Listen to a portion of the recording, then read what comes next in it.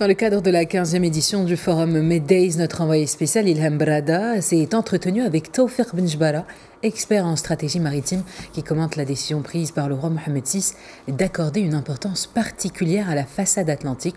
On les écoute.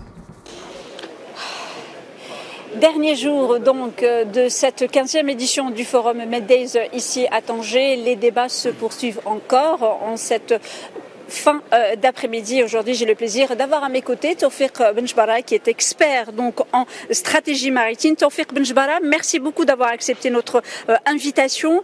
La thématique de cette année, Polymonde, Polycrise, qu'est-ce que cela vous inspire en tant qu'expert? En fait, il m'inspire deux choses fondamentales. Tout ce qui est crise, il nous démontre à nous ici les Marocains de manière particulière que nous sommes dans un environnement où la guerre elle est présente. Et quelque part, c'est un signal pour nous tous. On doit se prendre en charge par rapport à cet environnement qui est très dangereux, et ses conséquences économiques, ce qu'on appelle au fait la géopolitique, elles sont palpables pour chaque Marocain depuis les dernières années. Mais en même temps, je considère qu'il y a des très grandes opportunités, parce que le Maroc il ressort de cet environnement comme un pôle de stabilité. Et cette stabilité territoriale que présente le Maroc, il l'offre un peu au monde. Et moi je considère, de par mon métier, que par exemple la région de l'Oriental, qui est ouverte sur l'Europe, peut bénéficier, et va certainement bénéficier, de la délocalisation qui est en train de sortir de l'Asie pour une décision européenne et pour venir se localiser dans nos régions.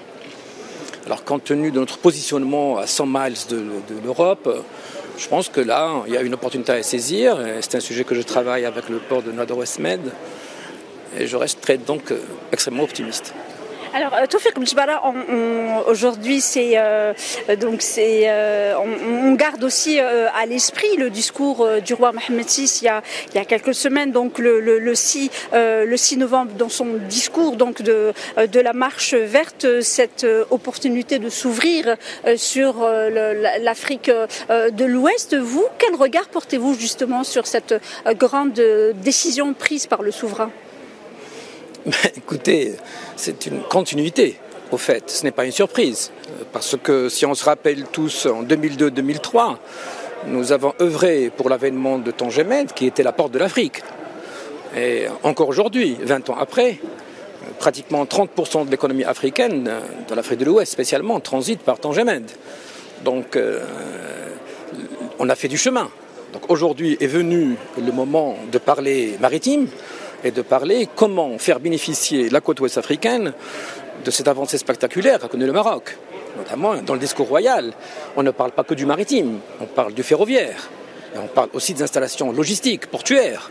C'est-à-dire que ce qui ferait plaisir, je pense aux Marocains, c'est de partager cette expérience réussie avec l'ensemble des partenaires sur les 6000 km qui sont au sud jusqu'à Lagos et l'île de Tinkan. Personnellement, ce que je considère de faire mon analyse, c'est qu'aujourd'hui le Maroc construit son sea power.